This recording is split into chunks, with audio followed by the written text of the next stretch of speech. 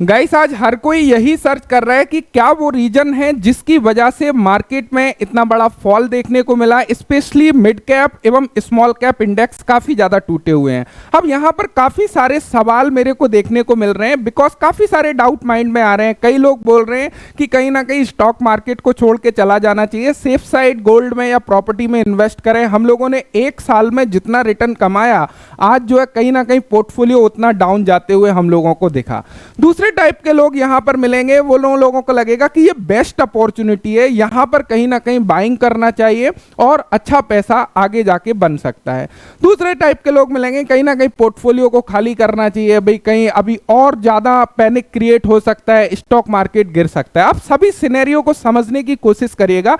सबसे पहला जो सवाल आपके माइंड में आ रहा है कि स्टॉक मार्केट आखिर क्यों गिरा, क्या वो रीजन है, तो सबसे पहले एक चीज आपके माइंड में क्लियर होना चाहिए, मार्केट में ये ड्रामा चलता रहेगा। इस ड्रामे के बिना मार्केट है ही नहीं। स्टॉक मार्केट का नाम ही ड्रामेबाजी है, और यदि इस ड्रामेबाजी को सहन करने की क्षमता नहीं है तो आप स्टॉक मार्केट से दूर चले जाइए, क्योंकि ये फॉल आते रहेंगे, इस प्रकार की तेजी भी आएगी। 15 डेज में ये सारी चीजें नॉर्मल होती हुई नजर आएंगी। मुझे जहां तक लग रहा है, जो भी लोग फियर की वजह से अपने स्टॉक, अपने पोर्टफोलियो को खाली कर रहे हैं, कहीं ना कहीं वो पछताते हुए नजर आ सकते हैं।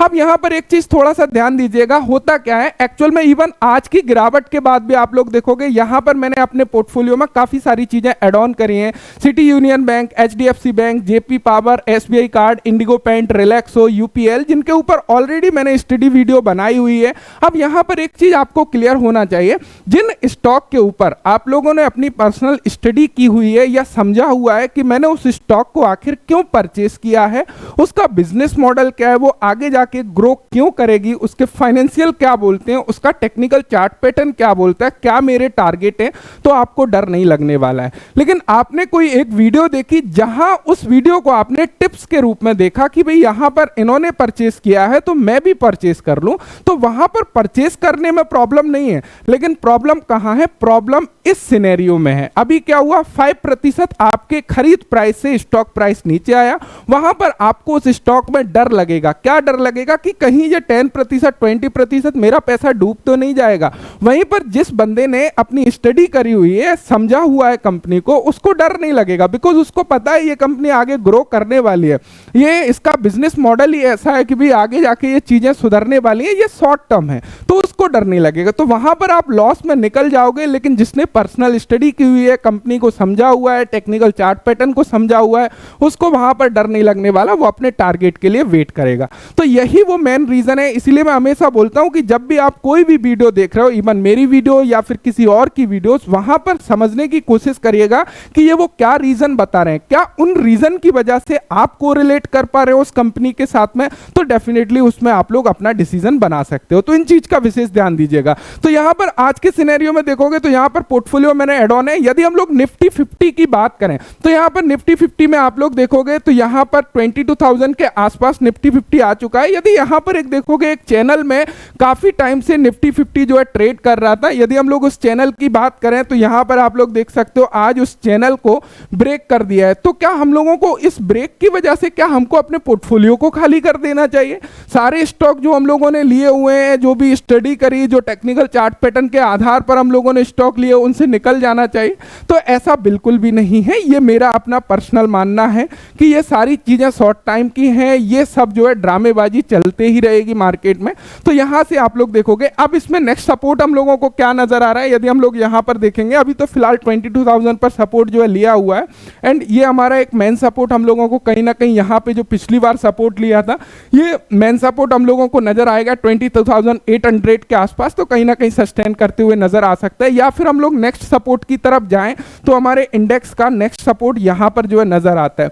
अभी एक सिनेरियो भी आप लोगों ने देखा होगा कि कहीं कहीं जो हमारे मेजर इंडेक्स हैं वो हम लोगों को ऑल टाइम हाई के आसपास दिखाई दे रहा है, वहीं पर उससे रिलेटेड स्टॉक जो है वो ऑल टाइम हाई से 30% 40% डाउन नजर आ रहे हैं।